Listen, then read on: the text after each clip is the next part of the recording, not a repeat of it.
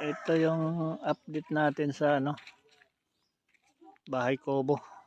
Medyo 90% na ang natatapos nito. Kapiraso na lang to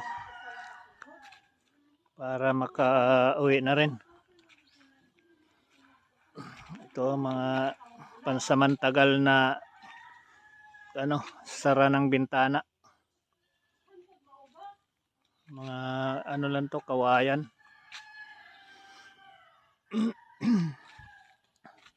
Ito yung likod.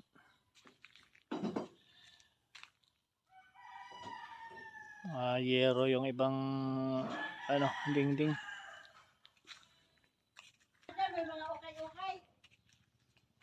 Ito pansamantagal na sara ng bintana.